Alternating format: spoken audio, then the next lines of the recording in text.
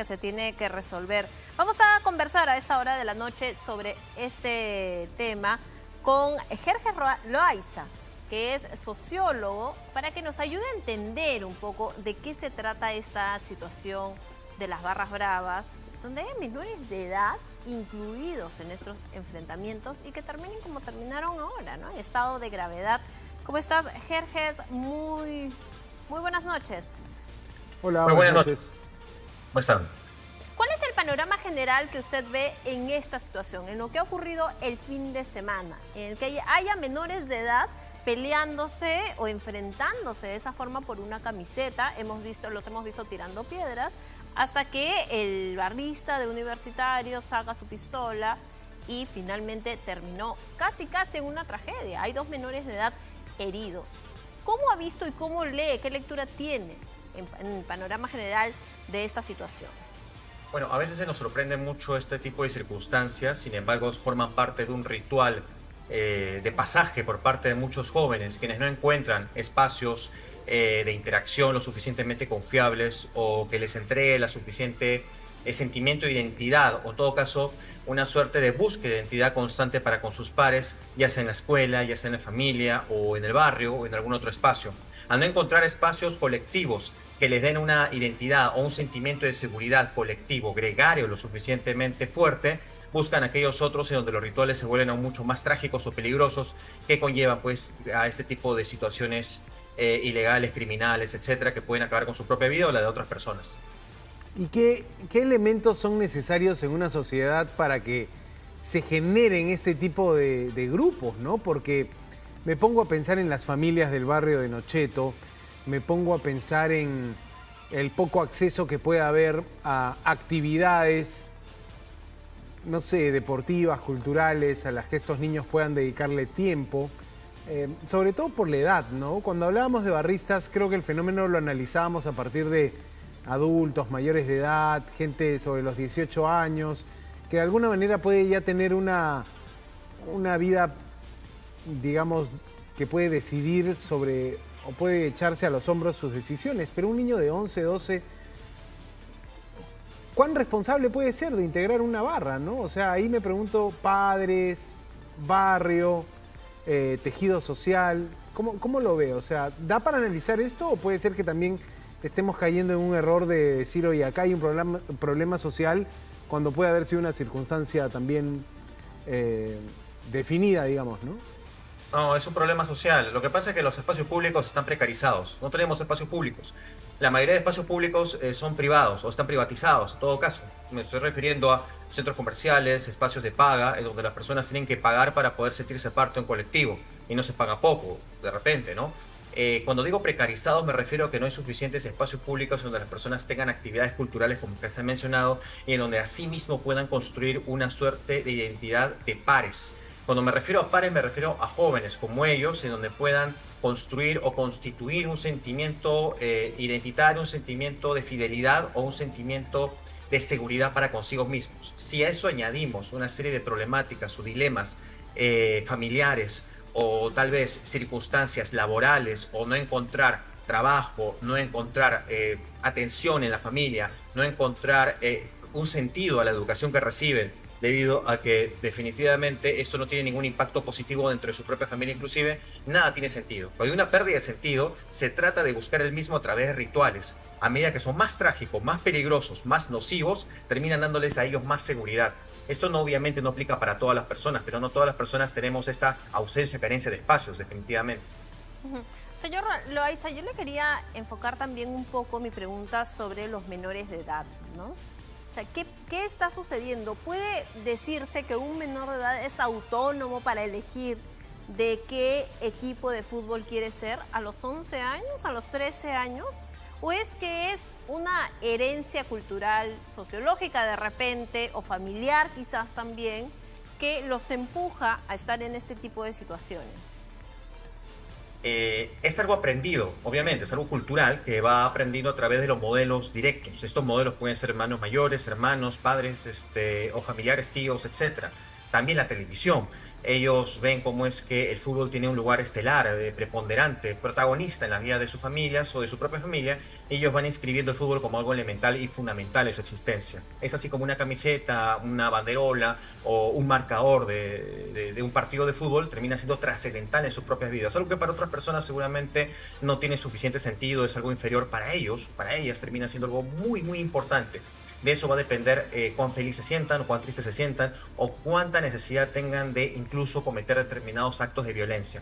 Es algo que van aprendiendo en su vida cultural y es algo no menor, es muy importante. Todos lo aprendemos, solo que no todos aprendemos las mismas circunstancias o fundamentos, pero todos lo hacemos. No se trata de inferiorizar a determinadas personas porque ven en el fútbol algo fundamental, importante. Ahora, el que sean menores de edad vuelve aún mucho más difícil o complicado de poder interpretar estos asuntos. Claro. En la medida de que ellos están conociendo o reconociendo determinados espacios gregarios, colectivos, públicos, como es el caso del fútbol, donde hay reglas de por medio, cuán importante es en la vida o la trascendencia de una persona. Lo importante del fútbol es subrayar las reglas o el respeto entre los miembros o entre los individuos para que los niños o los jóvenes aprendan cuán es algo que debemos valorar bastante en el respeto a los demás. Pero eso no es lo que trasciende. Lo que trasciende es quién gana, quién pierde o los sponsors o los problemas que hay detrás de los jugadores o demás asuntos que a muchos más importan como son los umpires o demás cosas. Eso es al final lo que vende y no necesariamente lo anterior. Yo creo que el problema no solamente es de los padres o del contexto, sino del contexto familiar, sino tal vez algo un poco más amplio que deberíamos visualizar también. Sí, desde luego que como sociedad estos casos nos obligan a examinarnos, ¿no? ¿Qué opinión le merece la reacción del gobierno, de las autoridades, que pasa por una sanción, que pasa por la posibilidad de prohibir el público en los estadios? ¿Esto puede tener algún efecto en el origen del problema, en la situación de las familias, de los niños en un estado de precariedad total? ¿O es más bien una salida práctica, una frase para salir del paso de la presidenta? Ninguna en absoluto. Si tú no lo ves en el fútbol, encontrarás alguna otra actividad en la cual vas a tener que construir rituales o vas a desarrollar toda un éxtasis de violencia para con otras personas. La búsqueda del otro como enemigo es una búsqueda que podemos hacer en diferentes espacios. Personas tan parecidas a nosotras, que tienen nuestra misma edad, que estudian en el mismo lugar que nosotros, que han nacido el mismo día que nosotros, pueden convertirse en nuestros enemigos más terribles. Y esto se hace porque estamos buscando en la identidad del otro, es decir, este sentimiento de odiar al otro, un sentimiento de identificarme con los míos. Entonces, esta oposición o esta polaridad de identidades es algo típicamente que van buscando los adolescentes ante la inexistencia de precarizaciones de espacios públicos o de espacios de interacción. No existen, no hay mayores interacciones o diálogos con personas cercanas, entonces eso dificulta bastante. Si eso le sumamos que no hay trabajo, que los estudios no sirven para mucho, no hay una promesa de vida, etcétera, es peor aún. El Estado, en todo caso, vamos a decir, las acciones que se han desarrollado o que se están viendo como una posible solución no sirven en absoluto.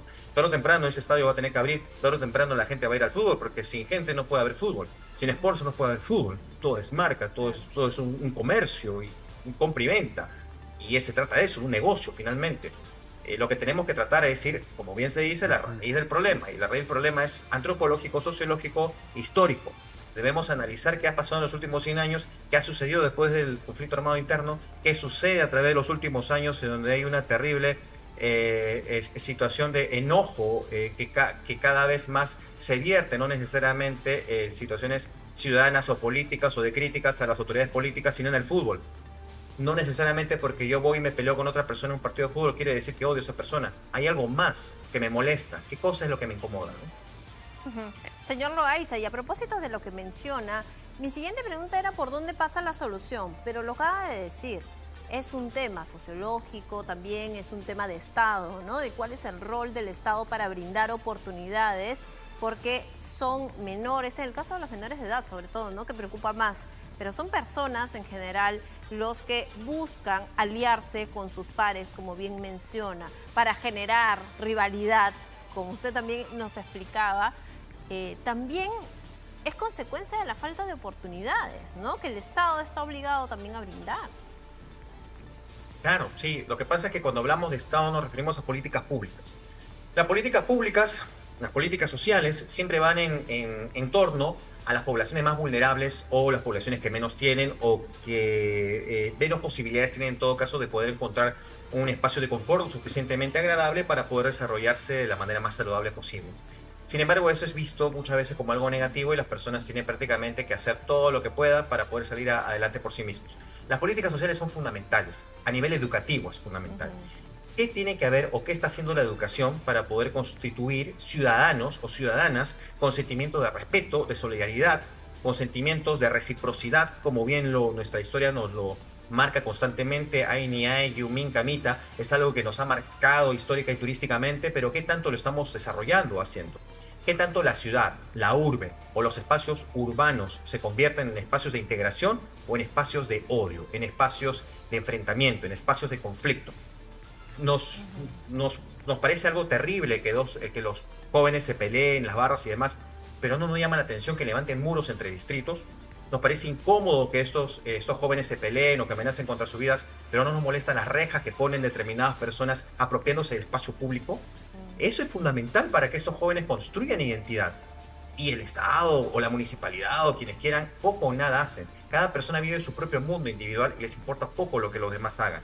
Y eso termina siendo algo terriblemente nocivo para sus familias, para sus hijos, sus hijas, etc. Y en términos generales, para la sociedad. Tenemos que tener una lectura menos funcionalista, una lectura menos interesada en las soluciones prácticas, empíricas, inmediatas, y ver algo a más largo plazo, porque si no estas cosas pueden empeorar.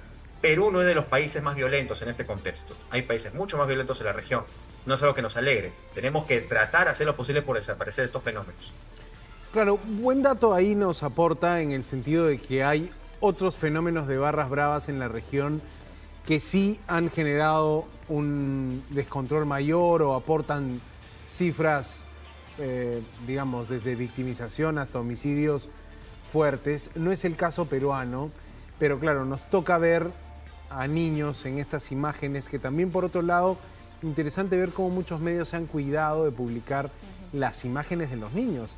Quizá por WhatsApp estos videos ya son conocidos, pero la crudeza del registro visual también pueden generar un impacto adicional. ¿Cómo ves eso desde la difusión de los videos, ¿no? Desde que ahora ya no solo llega por el medio informativo, sino a través de los celulares, ese impacto que puede haber, el video del niño desangrándose en la calle, algo impublicable, que ahora todos puedan tener acceso a eso. ¿Crees que ahonda en la crudeza, ahonda en no sé, es un escenario distinto, ¿no? Antes uno no tenía esa imagen tan cruda, pero ahora la tiene ya en los celulares? Lo que pasa es que la pornografía de la violencia es algo que todos o la gran mayoría le gusta, le encanta ver en los medios de comunicación. En los medios, en términos generales, pues no critico uno en particular, pero en términos generales un 80%, tal vez poco más, tal vez poco menos, son noticias negativas en diferente índole. Y obviamente a las personas les interesa saber qué está pasando, pero a las personas les gusta prender la televisión y ver noticias negativas, porque esto acarrea una sensación de miedo, de tragedia, de pavor, de temor, que a la larga se termina convirtiendo también en una suerte de escenario, de protagonismos cinematográficos o de series, como también le gusta ver, en donde el mundo entero es una especie de adversario o de espacio de amenaza constante para las personas.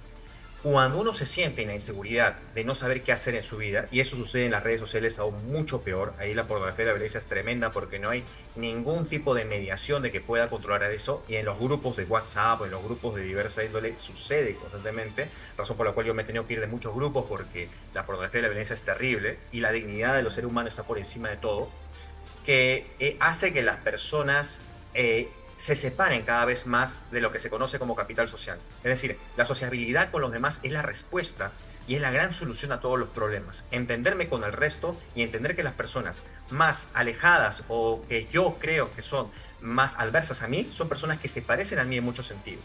Por eso es que el Perú es un país que no necesariamente va a constituir un espacio de violencia extrema, porque tenemos solidaridades andinas, solidaridades prehispánicas o hispánicas inclusive en la época de pleno virreinato o inclusive durante la República, que han sobrevivido. Pero recordemos también que ha habido un conflicto armado interno que ha sido el peor de la historia moderna, o de los peores de la historia moderna, que también nos dice algo. que en la medida de que precaricemos más, de que empobrezcamos más o de que nos olvidemos más de los sectores, términos generales, más empobrecido del país, vamos a tener cada vez más dilemas y problemas que tenemos que resolver inmediatamente. Y el Estado tiene que pensar en eso, de una vez por todas. Nos falta sanar, ¿no? Nos falta sanar como conjunto, como sociedad, ¿no? Sobre todo a los peruanos, ¿no? Si hablamos a nivel de Latinoamérica, quizás también sí, pero a los peruanos es un poco necesario también hacernos una evaluación, ¿no? Una introspección de cómo estamos actuando, ¿no? Y de cómo estamos actuando con nuestros pares y en conjunto también, ¿no? Bueno, son tres cosas básicas. Somos patriarcalistas, somos racistas y también somos etnocentristas. En todo caso, solamente pensamos en términos occidentales, no respetamos la interculturalidad o el pensamiento milenario que es mucho anterior a lo que nosotros pensamos hoy en día. Tenemos ese problema. Jerjes Loaiza, sociólogo, ha estado con nosotros hablando de este tema, intentando aportar ahí algunas ideas que me parece suman al debate, ¿eh? Esto tiene fondo, esto pasa por ver el origen del problema y no solo el tema deportivo, el tema de las sanciones, ¿no? Gracias, señor Loaiza, por su tiempo. Muchas gracias por estar con nosotros. Buenas noches. Bueno, Raúl Salazar dice, esto es un problema de educación familiar, de educación en la familia, sí, en el ámbito, en el hogar, ¿no? Porque hablamos de pequeños que ya están sumándose a estos grupos sociales de barras bravas, como decía el sociólogo, buscando aceptación, buscando también cierta emoción, buscando validación, quizá respeto. El fenómeno de las pandillas se analiza desde esa lógica. ¿Por qué el menor se suma a la barra brava? ¿Por qué estos niños se exponen de esa manera al peligro? Podríamos preguntarnos, incluso para el horror de alguien que pueda decir, pero ¿cómo vas a decir, Santiago, si son niños? Ellos no se expusieron a nada. El barrio donde viven, la zona donde están, la circunstancia, el grupo de hinchas o el grupo de fútbol del que son hinchas, te ponen una circunstancia, pero ellos escogen estar allí. ¿Por qué escogen estar allí? O sea, asumen un riesgo enorme. La mente adolescente probablemente asume riesgos en busca de una recompensa, la recompensa social que te puede dar ese grupo, personas armadas. Un adolescente puede verlo como un gran logro, ¿no? Claro. Como, oye, el más bravo. Es también, Santiago, propio de un adolescente, ¿no? Sentirse rebelde, no saber canalizar sus emociones, estar en un proceso de formación de personalidad, porque está en el tránsito de ser un adulto, ¿no? Y para eso tiene que encontrar caminos, ¿no? Y tiene que haber familia, y tiene que haber espacios que te permitan desfogar, no en estos grupos donde te puedes ver envuelto en una situación que termina a balazos. Esa es una situación complicada, ¿eh?